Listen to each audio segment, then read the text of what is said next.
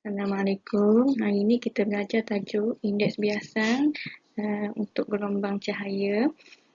Okey, ni masih lagi tajuk tingkatan 4. Sebelum ni bab 5 tajuk fenomena dalam gelombang. Yang ini dalam cahaya.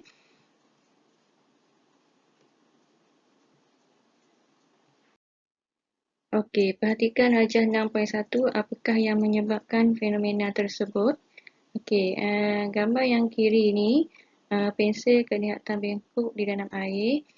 Gambar sebelah kanan, imej pensel kelihatan bengkok di dalam blok kaca. Kenapa nampak bengkok ni? Yang ni nampak bengkok dalam air, nampak bengkok. Dalam blok kaca pun nampak bengkok. Okey, kenapa dia bengkok? Kerana berlakunya perubahan hal laju cahaya. Okey, laju cahaya bermula merambat dalam udara. Kemudian bila melalui medium yang berlainan ketumpatan, contohnya daripada udara masuk ke dalam air, ni ketumpatan dia berbeza. Jadi akan berlaku perubahan hal laju cahaya. Dekat luar ni hal laju cahaya besar, dekat dalam air dan juga blok kaca hal laju dia berkurang. Okey, ni contoh gambar rajah pembiasan cahaya. Ni sinar tuju. Cahaya bergerak ataupun merambat daripada udara masuk dalam blok kaca. Kemudian cahaya yang sama juga merambat keluar daripada blok kaca menuju ke udara semula. Okey, jadi kita tengok info bestari ni. Ketumpatan optik tidak sama dengan ketumpatan yang didefinisikan sebagai jisim per unit sepadu. Okey, ketumpatan minyak ni lebih rendah daripada air menyebabkan minyak terapung. Tu untuk ketumpatan yang jisim per unit isi padu. Ketumpatan optik ni lain. Ketumpatan optik ni kita akan tengok indeks biasan, hal laju cahaya dalam dia. Dia tak berkaitan dengan jisim dan per unit isi padu. Okey, tengok gambar rajah ni. Yang pertama, ini adalah gambar rajah di mana sinar tuju bergerak daripada udara masuk ke dalam blok kaca. Okey, udara ke blok kaca ni daripada udara. I ni adalah sudut tuju. R ni adalah sudut bias. Ada I, ada R.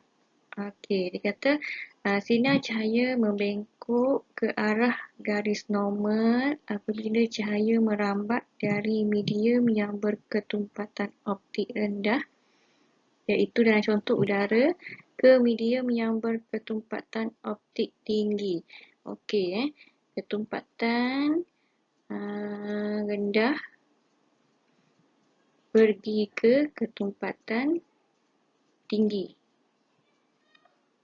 Gini dah. Ketumpatan udara lebih kecil daripada ketumpatan kaca. Jadi kita akan tengok bila P udara ni, density udara ni lebih kecil daripada density kaca, bila kita tambah garis di belakang ni jadi huruf D. D tu maksudnya mendekati. Sebab tu dalam gambar ni asalnya I ni besar, I ni sudut dia diukur daripada garis normal daripada sinar tuju ke garis normal. Sudut bias diukur daripada garis bias ni, sinar bias ke garis normal.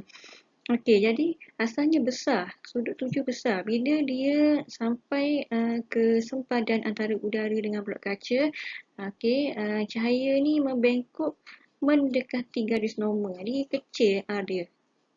Mendekati garis normal. Okey, ni pula gambar yang kedua ni daripada kaca.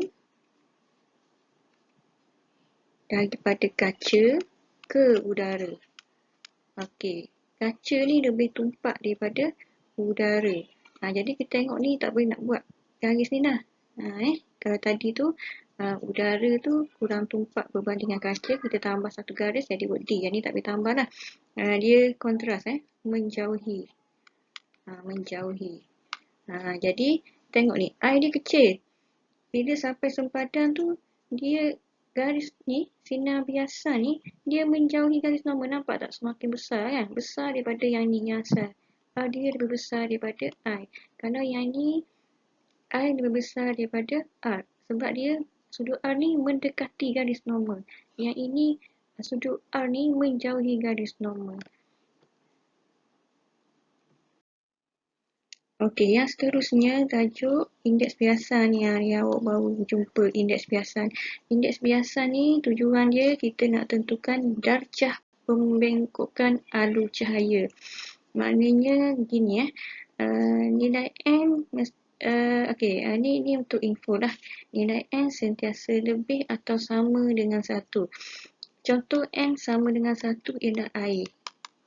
Air jadi apabila cahaya tu kita letak dalam air, dalam air ni, dalam ni sentiasa lurus lah, tidak bengkok sepanjang ni dalam ni. Tapi bila kita letak kaca dalam ni, bawah ni kaca, ni ada cahaya, nanti dia akan membengkok mendekati garis normal. Maknanya sekarang ni bila nombor tu 1 dia akan sentiasa lurus, tapi bila dia jadi lebih daripada 1, contohnya 1.33, dia akan menjauhi garis normal. Semakin besar N ni, semakin besar N ni, contoh kalau ada ni kalau N 1.33. Ni N 1.33. Cuba kalau N 1.5. Kalau N 1.5 lagi dekat. Ni kalau N 1.3 ni besar sikit kan sudut bias. Kalau ni sudut bias ni lagi kecil. Okey, kalau ada N sama dengan 1.8. Jarang jumpa ni N sama dengan 1.8. Okey, ni garis normal. Ni sinar 7 lagi rapat. Gitu. Lagi banyak pembengkokan, lagi besar pembengkokan cahaya tu Okey, jadi N juga ni boleh definisikan sebagai nisbah laju cahaya dalam vacuum kepada laju cahaya di dalam medium. Okey, ni rumus dia. N sama dengan C per V. Okey, N sama dengan C per V ni. C ni adalah laju C ni adalah laju cahaya dalam vacuum. Nilai dia standard 3/10 kuasa 8. Yang bawah ni bergantung kepada medium lah. Air ke, kaca ke, minyak ke. Bergantung pada soalan lah. Jadi indeks biasa ni bergantung kepada nisbah laju cahaya dalam vacuum per dengan laju cahaya dalam objek. Okey, ni rumus pertama lah. N sama dengan C per V. Okey. Sudut bias bergantung kepada sudut tuju dan nilai indeks biasan blok kaca. Okey, ni kalau lurus tidak berlaku pembengkokan cahaya lah. Kalau kita bagi cahaya tu dalam keadaan sudut tuju dia 90 darjah. 0 darjah. Sebab ni garis normal kan. Sudut tuju dia sifar, jadi tidak berlaku pembengkokan lah. Kalau macam ni ada sudut tuju dia. Okey, jadi bila ada sudut tuju dia akan ada pembengkokan Okey, gambar yang ni ini berkaitan dengan ketumpatan optik density 1, density 2, density 3. Ni objek yang berbeza Ni objek berbeza. Ni objek berbeza. Objek 2, objek 1, objek 3. Udara sama. Atas ni masih sama. Udara. Okey, gambar yang pertama, ketumpatan optik dia kecil. Kecil daripada ketumpatan optik yang kedua dan kecil juga daripada ketumpatan optik yang ketiga. Bila ketumpatan optik berbeza, indeks biasan dia bila ketumpatan optik dia kecil, indeks biasan dia pun kecil. Sudut bias dia besar. Laju dia pun besar. Okey, maksudnya, tengok sini. Ni sama.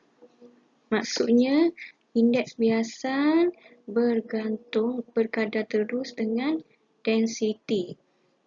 Indeks biasan berkadar terus dengan density. Kerana ketumpatan optik dia besar, indeks biasan dia besar. Ni pula. Ini. Bila laju cahaya dia besar, sudut bias dia pun besar. Faham? Maknanya dia kurang berlaku perbengkokan. Macam ni lah. Macam ni. Laju di sini besar, laju di sini besar juga, tapi laju sini V1 ni, V udara ni lebih besar daripada laju ni. Ni pun sama lah. Laju udara lebih besar daripada ni, laju udara ni lebih besar daripada yang ni. Tapi bila sudut bias dia besar, bila laju dia besar, sudut bias dia besar. Ni laju V1 ni lebih besar daripada V3. Ni laju dia rendah ni. Laju dia rendah, so sudut bias dia pun kecil. Theta 3 kecil, V3 pun kecil. Jadi kita boleh tengok sini lah. Kerana indeks biasan berkadar terus dengan density, tapi indeks biasan juga berkadar songsang dengan laju dan juga theta. Tapi ni bukan rumus. Ni bukan rumus. Ni cuma nak gambarnya N berkadar terus dengan density, N berkadar songsang dengan V, N juga berkadar songsang dengan theta.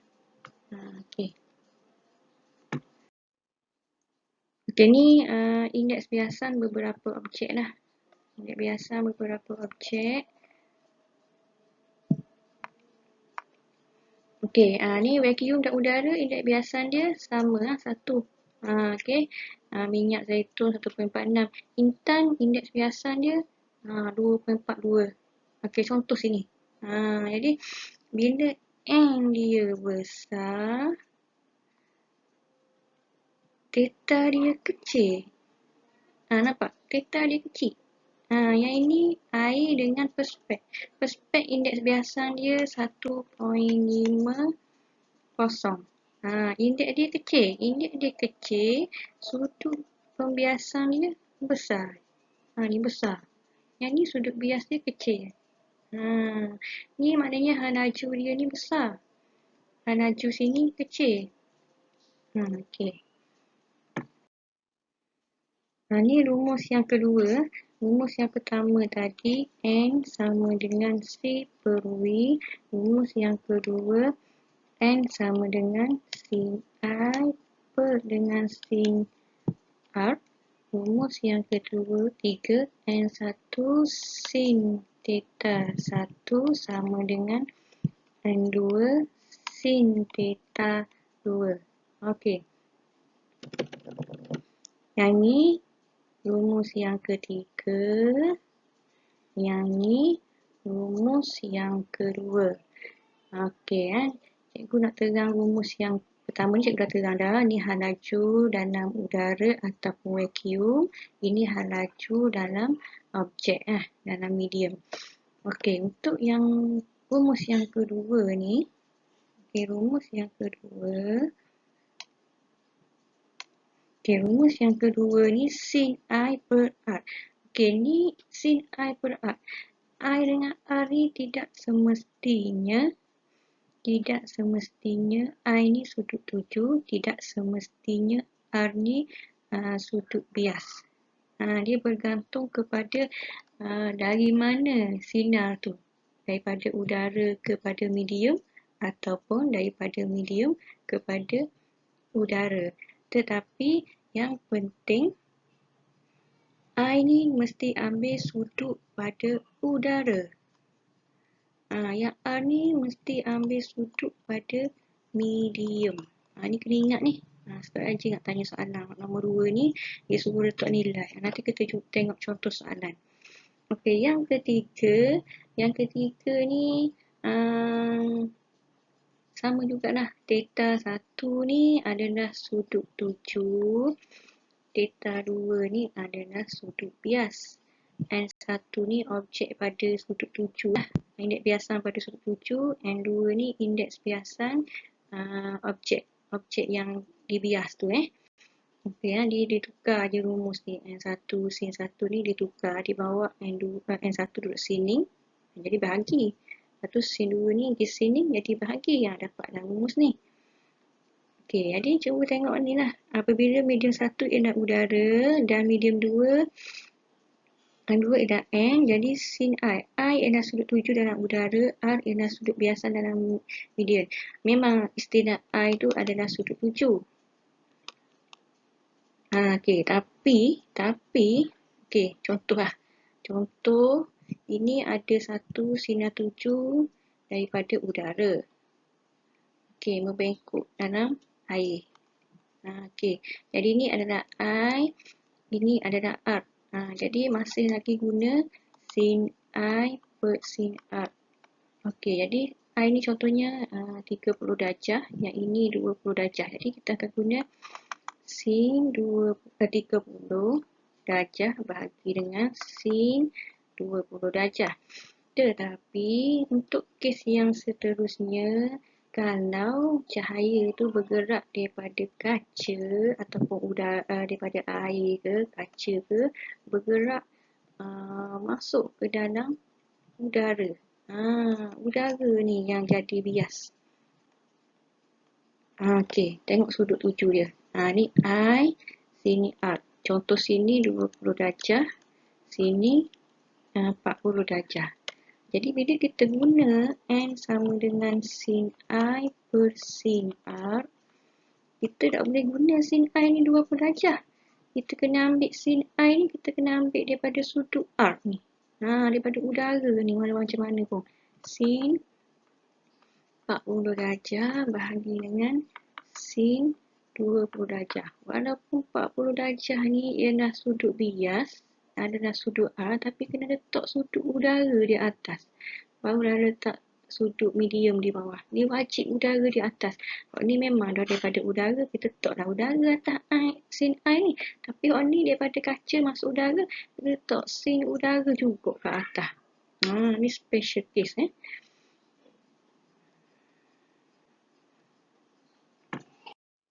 Okey, tengok contoh yang pertama.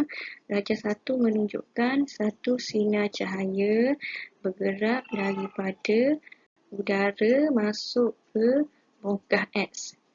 Udara ni daripada udara masuk ke bongkah X. Okey, tengok ni. Ni sudut I ni, nampak sudut I lebih besar daripada sudut R. Jadi, maksudnya dia ni ketumpatan optik dia ni lebih besar daripada udara lah, sebab dia berlaku pembengkokan. Okey, maknanya halaju dia tu besar. Halaju dia tu kecil. Halaju udara lebih besar daripada halaju darani, sebab tu dah sudut dia kecil. Okey, soalan dia, hitungkan indeks biasan bongkah X. Okey, kita ada I, kita ada R. Jadi nak cari N.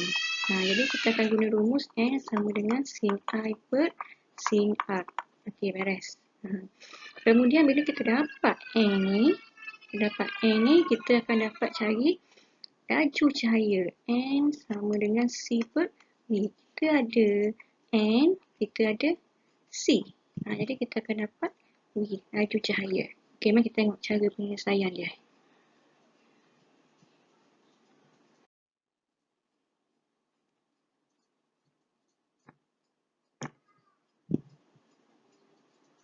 Jadi sin I per sin R, jadi guna sin I dia 42 darjah ni. 42 darjah ni sebagai I, 34 darjah ni sebagai R. Jadi dia bahagi ni, dapatlah 1.2 dia punya N. Okey, tengok laju cahaya ke. Kita guna rumus N sama dengan C per V. Okey, kita akan dapat, kita ganti dulu N ni yang kita dapat 1.2 ni, ganti dalam ni sama dengan 3 darab 10/8 bahagi dengan V. V ni yang kita nak cari sini. Okey, jadi V ni kita guna sini 120 V sama dengan 3 darab 10/8. Jadi V sama dengan 3 darab 10/8 bahagi dengan 1.20. Jadi awak akan dapat dah laju dia. 2.5 darab 10/8. Okey, mana besar? Laju udara ke laju bongkar X? Laju udara ni 3 darab 10/8. Laju bongkar X ni 2.5 darab 10/8. Jadi bila tengok nilai ni, kita nampak laju cahaya di udara ni lebih besar daripada laju cahaya di bongkar X. Sebab tu dah berlakunya pembengkokan. Sebab berlakunya perubahan laju. Okey, contoh 2. Rajah menunjukkan satu alur cahaya merambat dari blok kaca ke udara. Okey, daripada blok kaca, ni kaca. Ni I. Sudut 7. Ni R. Indeks biasan diberi, indeks biasan kaca 1.52. Dia nak tanya pasal kaca ni. Tentukan sudut I. Okey, kita ada I, kita ada R. Kita nak cari N. Jadi kita akan guna rumus N sama dengan sin I per sin R. Tapi untuk kes ni, kita mesti guna I ni sudut pada udara. Walaupun dalam gambar rajah, I ni adalah sudut pada kaca. Okey, ni yang perlu awak tahu ni. Okay, mari kita tengok cara penyelesaian dia.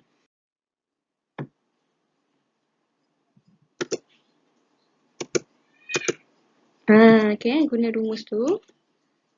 Jadi dia ganti nilai 1.52 ni. Dia dah bagi 1.52 ni. Okey, ni sebagai N. Kemudian sin I ni dia ambil sudut pada udara, diganti theta.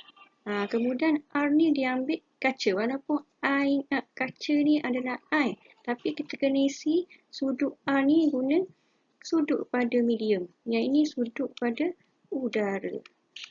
Okey.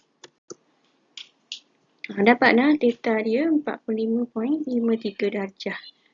Okey, contoh yang ketiga, contoh yang terakhir. Rajah menunjukkan sinar cahaya yang merambat daripada medium M. Ni indeks biasan dibagi ni 1.49 ke medium N. Indeks biasan dia 1.36. Okey. Kirakan sudut K. Okey, kita ada I, kita ada K. Kita ada N, kita ada N. Ada 2 N. Macam soalan tadi dia satu je N. Yang ni ada 2 N, maksudnya kita akan guna rumus ni. Sebab ada 2 N kan? Okay. Jadi N1 ni contoh kita letak M. N1 ni adalah 1.49. Kita darab dengan sin 38 darjah sama dengan 1.36 darab dengan sin K. Jadi kita akan dapat K lah. Sebab soalan dia nak cari K kan. Tengok penyelesaian ni macam mana. Okay, guna rumus tu sebab ada 2 N. Okay. Ni macam mana boleh dapat 42.42 tu? Kita kena tekan calculator lah. Okay. 1.49 bahagi dengan 1.36 sama dengan sin K dengan sin 38 darjah. Jadi awak tekan calculator ni, bahagi ni, lepas tu darab dengan sin 38, dapat satu nombor, tu sin K. Kemudian K tu, awak contohnya nombor ni A. Okay, jadi K ni, nak cari K saja, awak kena silangkan A ni kan. Tahu tak cara matematik kan. Okay. Sampai setakat ni sajalah pembelajaran hari ni. Okay, harap semua faham. Yang tak faham tanya cikgu PM ke ataupun minggu depan ke, tapi minggu depan cikgu nak ajar tajuk lain tak. Masih lagi tajuk pembiasan cahaya tapi tajuk yang simple sikit, dalam nyata, dalam ketara. Okey, jumpa lagi. Bye bye.